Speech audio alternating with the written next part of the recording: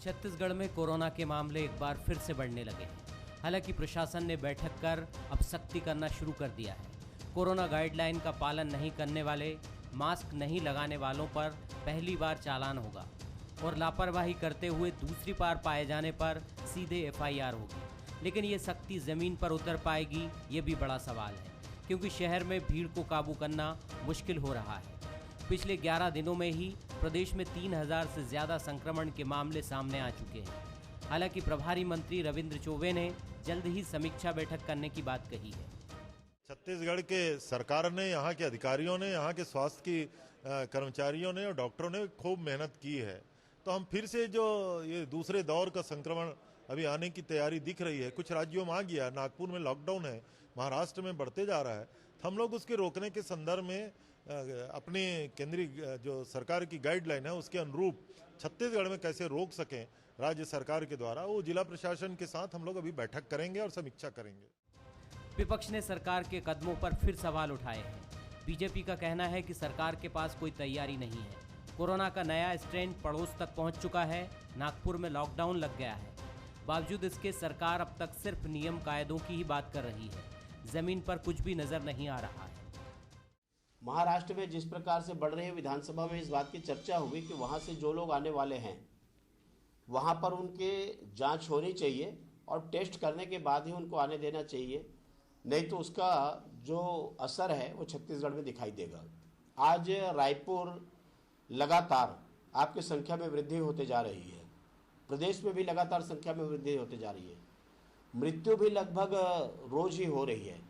इसलिए कोरोना को लेकर के सरकार के तरफ से जो सक्रियता दिखनी चाहिए और धरातल पे जो बातें दिखाई देनी चाहिए, कहीं न कहीं सरकार में इस बात को लेकर के जो गंभीरता जो दिखाई देनी चाहिए वो गंभीरता नहीं है। कोरोना को लेकर सियासत अपनी जगह है, लेकिन महामारी के बढ़ते खतरे के बीच प्रदेश में वैक्सीनेशन का काम भी जोरों पर चल रहा है। शुक्रवार को पूर्व मुख्यमंत्री रमन सिंह और कृषि मंत्री रविंद्र चौबे ने वैक्सीन लगवाई। नेता प्रतिपक्ष ने भी कहा है कि 15 मार्च को वो टीका लगवाएंगे। छत्तीसगढ़ ने कोरोना के पहले राउंड की लड़ाई काफ़ी शिद्दत से लड़ी थी।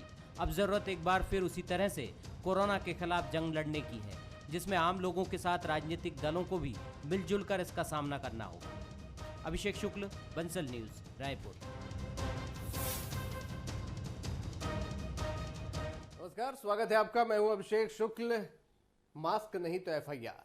कोरोना एक बार फिर से छत्तीसगढ़ में क्या लौटने लगा है, क्योंकि आंकड़े यही बता रहे हैं। अगर सिर्फ मार्च महीने की बात करें तो 3000 से ऊपर मामले पॉजिटिव संख्या की आ चुके हैं। यहाँ पर मौत लगभग रोज हो रही है। राजधानी की बात करें, दुर्ग, भिलाई जैसी जगह जो कि पहले भी बहुत संक्रमित हुए थे, एक बार फिर से इसकी चपेट में आने लगे हैं। तो क्या सतर्क हम नहीं हैं, इस वजह से ऐसा हो रहा है? पड़ोसी राज्य की बात करें, महाराष्ट्र की, वहाँ पर नागपुर में लॉकडाउन लगने वाला है। पड़ोस तक कोरोना पहुँच चुका है महाराष्ट्र की हालत, और मध्य प्रदेश में भी बहुत तेज़ी से फैल रहा है। कुल मिला के हमारे जो पड़ोसी राज्य हैं वहाँ पर बहुत तेज़ी से कोरोना फैल रहा है। छत्तीसगढ़ को भी संभलने की ज़रूरत है। सियासत भी इस पर अब होने लगी है। विपक्ष ने सरकार के पास कोई कार्य योजना न होने का आरोप लगाया, तो सरकार का कहना है कि जल्द ही समीक्षा बैठक होगी। जिला प्रशासन ने पहले भी एक सख्त हिदायत जारी की है कि अब एफआईआर की जाएगी, लेकिन सड़कों पर अगर हकीकत देखा जाए तो ऐसा कुछ भी नज़र नहीं आता है। किसी भी प्रकार की कोई सख्ती नज़र नहीं आती। नियम बनाना अलग बात है, उसे लागू करना अलग बात। चर्चा आज इसी पर होगी, क्या छत्तीसगढ़ को संभलने की ज़रूरत है अब, और है तो किस तरीके की तैयारी होनी चाहिए। खास मेहमान हमारे साथ हैं। धनंजय जी हैं कांग्रेस से, बहुत स्वागत आपका। मुकेश शर्मा जी हैं भाजपा से, बहुत स्वागत। और आईएमए के पूर्व अध्यक्ष हमारे साथ डॉक्टर अनिल जैन हमारे साथ जुड़े हैं, बहुत स्वागत आपका। नमस्कार जी, क्यों आप लोगों को ऐसा लगता है कि सरकार के पास कार्य योजना नहीं है?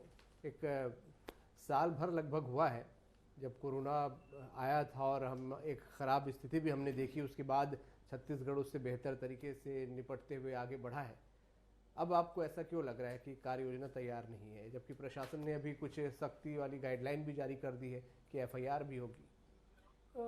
अभिषेक जी, जिस हिसाब से भी छत्तीसगढ़ के अंदर में कोरोना फैल रहा है और विशेष रूप से रायपुर के अंदर में, तो ऐसा लगता है कि सरकार को त्वरित रूप से कोई कार्रवाई करनी चाहिए और कदम उठाने चाहिए।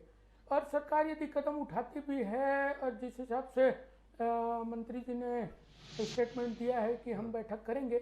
ये समय है कि त्वरित निर्णय लेके, और यदि हमारे पड़ोसी राज्य के अंदर में लॉकडाउन की स्थिति बन गई है तो ये स्थिति हमारे यहाँ ना आना पड़े, क्योंकि ये स्थिति बहुत पीड़ादेय होती है। लोगों के रोजगार के साथ दिक्कत आता है और भी कई प्रकार की परेशानियां, व्यापार में भी दिक्कत आता है। तो ऐसी स्थिति में त्वरित कार्रवाई करके और जो कानून बनाए जा रहे हैं उसका प्रॉपर पालन हो जाए। यहाँ पे लोग जैसे कि मास्क लगाने की बात हुई या सोशल डिस्टेंसिंग की बात हुई, और अभी यहाँ के कलेक्टर महोदय ने कहा भी है कि यदि मास्क लगाए हुए पकड़े गए तो एफआईआर किया गया, तो उसको एक बार क्लियर कर देना चाहिए कि वास्तव में ये पकड़ेंगे कैसे। यदि एक बार मास्क लगाए हुए नहीं मिला और दूसरी बार फिर वो मास्क नहीं लगाता तो पता कैसे चलेगा कि इसको पहले भी बिना मास्क लगाए घूमते हुए पकड़ा गया है। तो कहीं ना कहीं थोड़ा इसमें और गंभीर होके और लोगों में ये जागरूकता लाने की जरूरत है कि वास्तव में ये परेशानी लोगों को ही होने वाली है, जनता को होने वाली है। तो इससे पहले कि लोगों की बड़े परेशानी का सामना करना पड़े, लॉकडाउन जैसी स्थिति का सामना करना पड़े, उससे पहले लोगों में थोड़ा शक्ति दिखा के और ये क्रियान्वयन प्रॉपर हो जाए कि लोग जो गाइडलाइन है उसका पालन करें, मास्क का उपयोग करें, भरपूर मात्रा में करें, साथ घर से निकलते ही मास्क लगाएं। तो ये सब चीजों को लेकर जी आप लोग बोल रहे हैं बहुत जल्द समीक्षा बैठक भी होगी, जैसा कि आज मंत्री चौबे जी ने कहा कि समीक्षा बैठक होगी। जिला प्रशासन ने भी गाइडलाइन जारी की है, सख्ती दिखाने की बात कही है, लेकिन सवाल फिर वही उठ रहा है कि किस तरीके से ये सख्ती होगी या किस तरीके से अलर्ट होना इस वक्त जरूरी है। विपक्ष बोल रहा है कोई कार्य योजना नहीं है। क्या आपको लगता है कि ये वक्त है अलर्ट होने का, पड़ोस तक कोरोना पहुंच चुका है, उसका नया स्ट्रेन? देखिए अभिषेक जी, पहली बात तो आपके चैनल के माध्यम से बड़ी जिम्मेदारी से कर देना चाहता हूँ, कोरोना मामले में भारतीय जनता पार्टी के किसी नेता को या किसी सरकार को या देश में बैठी सरकार को बोलने का तो अधिकार ही नहीं है। अधिकार खो चुके हैं, क्योंकि जिनके लापरवाही के चलते देश भर में आज कोरोना फैला है। अगर शुरुआती दौर में है देश के केंद्र की सरकार अगर सजग होती, जागरूक होती और देश की जनता के स्वास्थ्य को लेकर चिंतित होती तो छत्तीसगढ़ ही नहीं पूरा मध्य प्रदेश, उत्तर प्रदेश, बिहार, महाराष्ट्र सारे लोग सुरक्षित होते हैं। लेकिन जो गलतियां उनसे हुई है उसके लिए अभी राज्य सरकारों पर ठिकरा फोड़ के अपनी जिम्मेदारियों से नहीं भाग सकते, पहली बात। दूसरी बात, लगातार आप देखेंगे मार्च महीने से लेकर अब तक छत्तीसगढ़ में माननीय मुख्यमंत्री भूपेश बघेल की सरकार ने छत्तीसगढ़ के आम जनता के सहयोग से, उसमें हमारे जो पुलिस विभाग के कर्मचारी है, हमारे स्वास्थ्य विभाग के कर्मचारी है, कई सारे एनजीओ संगठन से, कई सारे धार्मिक संगठन के ट्रस्ट के हैं, गुरुद्वारा कमेटियां हैं और बहुत सारे जागरूक मीडिया है, इन सब के साथ मिलकर जब हमने जागरूकता अभियान चलाया है और कोरोना के खिलाफ एक बड़ी लड़ाई को अब तक लड़ने का काम किया है। यही एक वजह है कि छत्तीसगढ़ जो सेफ जोन में आज भी, अगर आप कोरोना के रिकॉर्ड को अगर देखते हैं तो छत्तीसगढ़ में कोरोना संक्रमित संख्या 1.6 है, जो अन्य प्रदेशों से बहुत कम है। तो मुझे ऐसा लगता है कि जो हमारी काम चल रही है, जो कोरोना को लेकर हमने जो टीकाकरण कार्यक्रम चलाया, अभी तक 7 लाख से अधिक डोजेस हमने कोरोना टीकाकरण के माध्यम से लगा दिया है। हमारे पास 9 से 10 लाख डोजेस अवेलेबल है और लगातार काम चल रहे हैं और अवेयरनेस का भी काम चल रहा है और सख्ती भी इसमें हम शामिल कर रहे हैं कि अगर कोई जानबूझ के लापरवाही करता है तो उसके खिलाफ एफआईआर भी करवाने की बात जिला प्रशासन के द्वारा की जा रही है और इन्हीं कामों की हम समीक्षा करेंगे। इसको और बेहतर तरीके से चुस्त दुरुस्त और कैसे कर सकते हैं, क्योंकि आने वाला समय जो है उसमें हमको और मजबूती से लड़ाई लड़ना है, उसकी हम बात कर रहे हैं। लेकिन कोरोना को लेकर छत्तीसगढ़ में जनता भी जागरूक है, सरकार भी जागरूक है, कोरोना रोकने लगे हुए तमाम अधिकारी कर्मचारी सभी जागरूक हैं और भारतीय जनता पार्टी सिर्फ और सिर्फ राजनीति कर रही है और घड़ियाली आंसू बहा रही है। इनको तो कोरोना मामले के लिए देश से माफी मांगना चाहिए पहले। ठीक है, आपको कहना है सभी जागरूक हैं, हालांकि जो आंकड़े बता रहे हैं वो बता रही है कि पब्लिक जागरूक नहीं है। सिर्फ मार्च महीने में अगर हम 11 दिनों की बात कर ले तो 3000 से ऊपर मामले सामने आ चुके हैं। अनिल जी, कोरोना क्या वापस लौटने लगा है? छत्तीसगढ़ के संदर्भ में हम बात करें, बहुत तेजी से एक बार फिर आंकड़े बढ़ रहे हैं और बढ़ रहे हैं, तो क्या पीछे आपको इसकी वजह समझ आ रही है? देखिए, आंकड़े तो बता रहे हैं कि छत्तीसगढ़ में कोरोना के केसेस बढ़ रहे हैं, इसमें कोई दो मत नहीं है। जहां तक सवाल है कारणों का, इस मुद्दे पर मुझे नहीं लगता कि किसी पार्टी या किसी एक दूसरे पर दोषारोपण करना चाहिए। अभी वक्त है कि हमें एक साथ मिलजुल करके कोरोना संक्रमण को रोकने पर ध्यान देना चाहिए।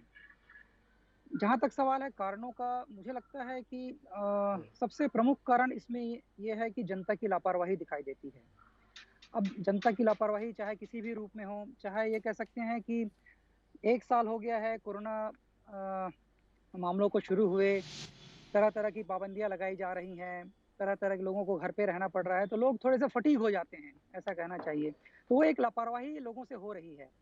मुझे लगता है कि अभी फिर से हमें इस बात पे ध्यान देने की ज़रूरत है कि जो प्रॉपर गाइडलाइंस हैं, सभी प्रकार के गाइडलाइंस, चाहे वो मास्क लगाने से संबंधित हो, चाहे वो सैनिटाइजेशन से संबंधित हो, चाहे वो सोशल डिस्टेंसिंग से संबंधित हो, सभी का पालन फिर से करना जरूरी है।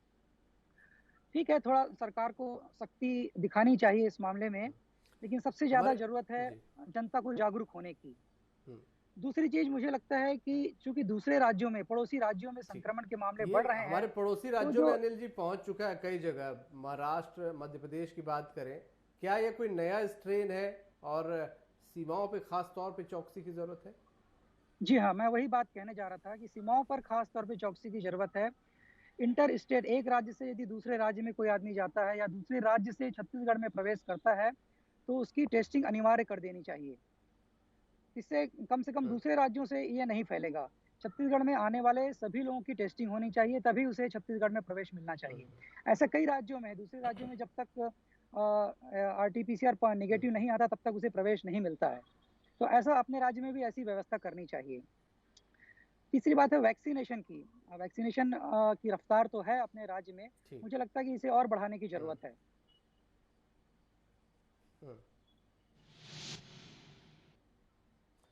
बढ़ाने की ज़रूरत है, और बढ़ाने के साथ साथ जब तक जो गाइडलाइन है वो पूरी ना हो जाए तब तक अपने आप को सुरक्षित भी नहीं मान लेना चाहिए। जैसा कि एक केस अभी आया, जांजगीर के कलेक्टर पॉजिटिव हो गए 2 डोज लगवाने के बाद भी, क्योंकि दूसरी डोज के बाद डॉक्टर साहब शायद दूसरी डोज लगने के 14 दिन बाद एंटीबॉडी डेवलप होती है, ये जानकारी सही है? देखिए, एंटीबॉडी तो डेवलप होना फर्स्ट डोज के बाद ही शुरू होता है, लेकिन जो उसकी मैक्सिमम क्वांटिटी रहती है, मैक्सिमम उसका कॉन्सेंट्रेशन जो रहता है दूसरे डोज के बाद ही आता है वो।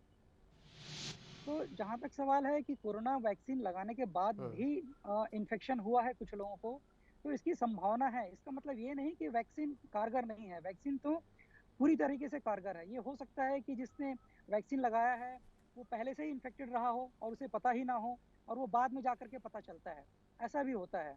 इसमें वैक्सीन का कोई दोष नहीं है या वैक्सीन कारगर नहीं है, ऐसी बात बिल्कुल नहीं है। जी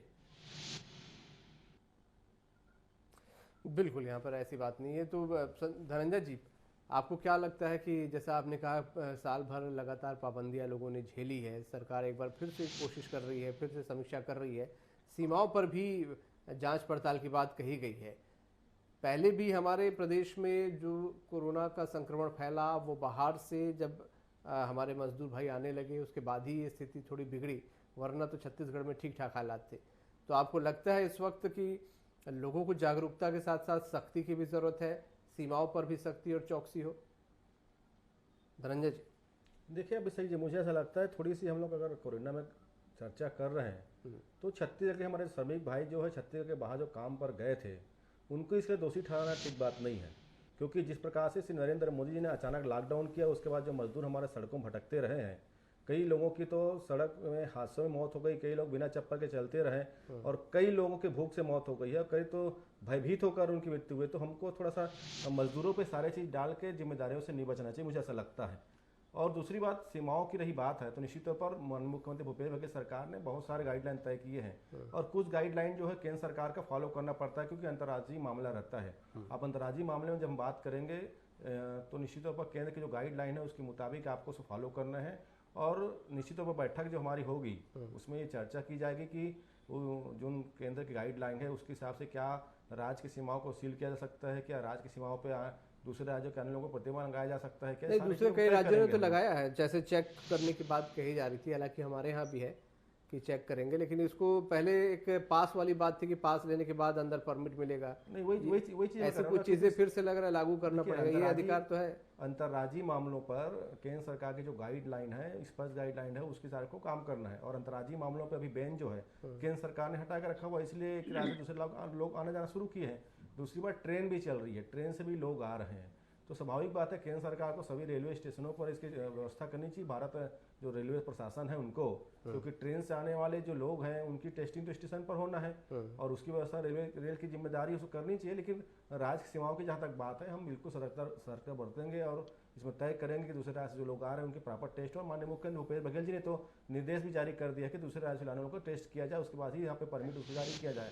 और भी बहुत सारी चीज़ें हैं। और आपके बंसल न्यूज़ के माध्यम से मैं तो छत्तीसगढ़ की जनता से एक बार फिर आह्वान करूँगा कि जिस प्रकार से कोरोना के लक्षण फिर एक बार उभर के सामने आ रहे हैं, तो हमको पुनः उस लड़ाई को आगे लड़ना है। इसलिए सोशल डिस्टेंस का पालन करें, आप मास्क लगाइए, हाथ सैनिटाइज करिए, आवश्यकता ना हो तो बाजार ना जाइए, आवश्यकता ना हो तो भीड़ में ना जाएं, सार्वजनिक कार्यक्रमों से दूरी बना कर रखें। मैं आपके चैनल के माध्यम से आह्वान भी करना चाहूँगा और सरकार और जनता मिलकर ही इस लड़ाई को हम लड़ने में सफल होंगे। किसी एक विषय पे एक जिम्मेदारी डाल के हम बच नहीं सकते हैं। मुकेश जी, एक पे जिम्मेदारी डाल के बच नहीं सकते। आप लोग बार बार राज्य सरकार पर सवाल उठा रहे हैं, धनंजय जी केंद्र को जिम्मेदार बता रहे हैं। देखिए अभिषेक जी, रही बात प्रवक्ता महोदय जो कह रहे थे कि भारतीय जनता पार्टी राजनीति कर रही है, सबसे पहले धनंजय जी इस बात की जानकारी आपको होनी चाहिए कि विश्व पटल पे आप देखें तो भारत के अंदर में कोरोना का रिकवरी रेट से लेके डेथ रेट से लेके सब कुछ बेहतर तरीके से हुआ है। कई देशों से भारत की स्थिति बहुत बेहतर है। और बात आपके यदि राज्य सरकार के विषय को लेकर यदि भारतीय जनता पार्टी किसी चीज में आपको सजग करती है तो आपको उसमें राजनीति दिखता है। वास्तविकता ये है कि इसमें गंभीरता जो होनी चाहिए वो नजर नहीं आ रही है। आपके पास में कार्य योजना नहीं है। यदि बॉर्डर के अंदर में दूसरे राज्य से लोग आ रहे हैं तो उनको किस प्रकार से व्यवस्थित किया जाए, ये तो केंद्र सरकार तय करेंगे ना। केंद्र सरकार तय करेंगे कि उस राज्य के लोग दूसरे राज्य में जाएंगे नहीं जाएंगे। एक बार ये चीज समझ लो धनंजय जी, यदि राज्य के अंदर में कोरोना बढ़ती है, संक्रमितों की संख्या बढ़ती है तो उसकी जिम्मेदारी प्रदेश सरकार की है। आपकी जानकारी थोड़ा दुरुस्त कर लीजिए, आपकी जानकारी दुरुस्त कर लीजिए। इंटर स्टेट मामले में केंद्र सरकार का गाइडलाइन फॉलो होता है, थोड़ी जानकारी दुरुस्त कर लीजिए। आप पूरी जानकारी रख लो, आप दुरुस्त कर लीजिए। एक ही कानून पूरे इंटर स्टेट मामले में एक राज्य से दूसरे राज्य आने जाने में प्रतिबंध लगाने का अधिकार केंद्र सरकार के पास में है। बात प्रतिबंध की नहीं है, बात व्यवस्था की जानकारी आपकी है। कहीं ना कहीं कमजोरी है, जानकारी दुरुस्त कर लीजिए। आप जानकारी अपनी दुरुस्त करो, क्योंकि बिहार के मामले में राज्य सरकार का हस्तक्षेप नहीं है। आप समझ लो बिहार यहाँ से 6 गुना बड़ा है, लेकिन वहाँ का रिकवरी रेट, वहाँ का डेथ रेट, वहाँ के लोगों का इन्फेक्टेड हुए लोगों का रेट, आप कहाँ छत्तीसगढ़ को कहाँ लेके गए हैं? एक बार जरा आकलन करिए। आकलन देख लीजिए, मेरे पास आके हर बात में मेरे पास आज एक प्रमुख खबर है, पढ़ लीजिएगा, डिबेट के बाद पढ़ लीजिएगा जाके, आंकड़े बता रहे हैं, कार्य योजना बना के। और सुनिए, आपने विश्व पटल की बात की है तो भारत में कोरोना था ही नहीं, भारत में कोरोना था ही नहीं। अगर भारत में कोरोना आया है तो केंद्र सरकार के लापरवाही के चलते आया है। जिस देश में कोरोना नहीं था उस देश में आज अगर 1 करोड़ से अधिक लोगों की कोरोना पॉजिटिव पाए जाते हैं, ये नरेंद्र मोदी सरकार की विफलताएं हैं, इनके लापरवाही है, इनके मनमानी है और इनके गैर जिम्मेदार जीता जागता उदाहरण है। देश की जनता की चिंता नरेंद्र मोदी जी को नहीं है। पाकिस्तान को मुफ्त में वैक्सीन दे रहे हैं और देश की जनता के लिए 250 रुपए, देश की जनता के लिए 250 रुपए। क्या बात कर रहे हैं? कैसे रोका पाकिस्तान के लिए कैसे निकला, कैसे नहीं निकला, इसकी बात नहीं हो रही है। धनंजय जी, मुकेश जी, हम बात कर रहे हैं, हम यहाँ पे धनंजय जी हम यहाँ पे बात कर रहे हैं, हम यहाँ बात करने बैठे हैं कि आगे कैसे बचे। पिछला क्या हुआ उसका हिसाब किताब बाद में कर लिया जाएगा, अभी कोरोना खत्म नहीं हुआ है। हम यही व्यवस्था जानने के लिए बैठे हैं यहाँ पर कि आगे किस तरीके से बचा जाए, फिर वैसी सितंबर जैसी स्थिति ना आ जाए, उसके लिए क्या उपाय करने, ये बहुत जरूरी है। अनिल जी, क्या उपाय करने चाहिए आपके हिसाब से? सितंबर में जो छत्तीसगढ़ ने भयावह स्थिति देखी थी वैसे हालात फिर से ना आ जाए, क्या व्यवस्था होनी चाहिए, क्या अलर्टनेस होनी चाहिए? अनिल जी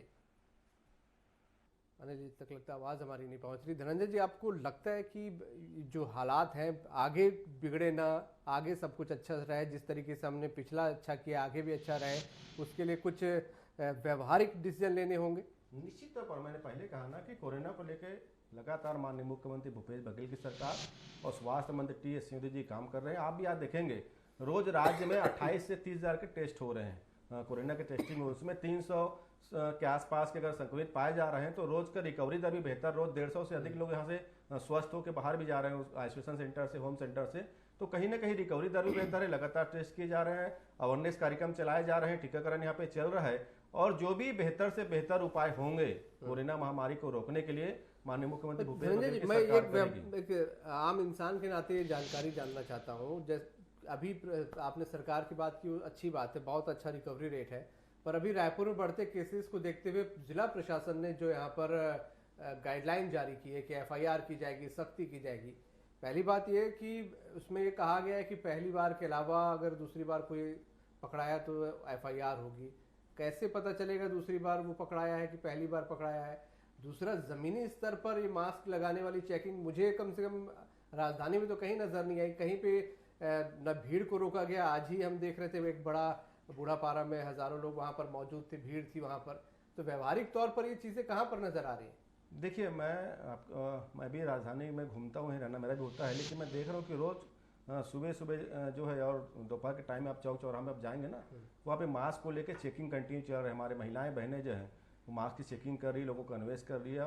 और जैसा आपने कहा FIR का मामला है तो निश्चित तौर पर जो पहले बार पकड़ में आएगा उसको जो जुर्माना जो देने होंगे उस जुर्माने का रसीद उनको मिलेगा। स्वाभाविक सी बात है, उस रसीद में सारे चीजें सिस्टम उसका नाम डला रहेगा। घूमेगा वो नहीं, रसीद लेके ना घूमे, वो तो आपका साल नहीं रहेंगे ना। जुर्माना जो होता है वो जानकारी में आ जाएगा आपकी जानकारी में।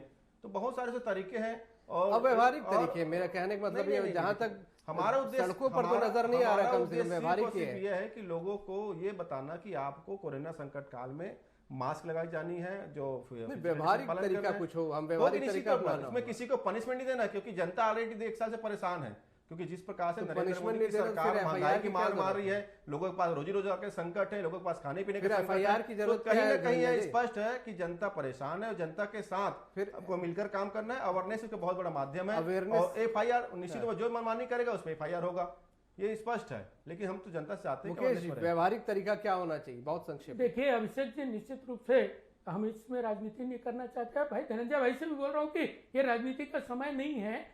ये तो आपको नहीं सोचना था, जिस दिन ट्रम्प को बुला के नमस्ते करने गए थे, थोड़ा संयम रखकर जिस दिन ट्रम्प को बुला के नमस्ते करने गए थे ना, उस दिन सोच जाते हैं वो दिन तो आपको नमस्ते को ट्रम्प करना था। आपको बंगाल में जाके रैली करना है, प्रधानमंत्री जी को बंगाल में जाके रैली करना है और जनता से अवेयरनेस की बात करते हैं। अवेयरनेस को पहले प्रधानमंत्री जी को लाना चाहिए, उनको सारी रैलियों से परहेज करना चाहिए। 7 लाख लोगों को भीड़ इकट्ठा करेंगे आप और जनता से पालन करिए। अरे आपके पास नहीं है, आप कुल मिलाकर नरेंद्र मोदी जी की सफलता, नरेंद्र मोदी जी की सफलता और जो देश में 1 लाख लोगों की मौत हुई है, जिसके लिए नरेंद्र मोदी की सरकार जिम्मेदार है। भारतीय जनता पार्टी कोरोना को लेकर हम बात कर रहे थे, आगे क्या होना चाहिए, किस तरीके से चीजें होनी चाहिए, लेकिन भाषण देंगे। मुझे लगता नहीं कि फिलहाल किसी के पास कुछ ऐसा यहाँ पर सोचने का तरीका है। केंद्र राज्य को यहाँ पर लगातार कोस रहा है और कुल मिलाकर क्या स्थिति होगी, राज्य सरकार जब समीक्षा करेगी आने वाले समय में तब पता चलेगा। आज का मुद्दा में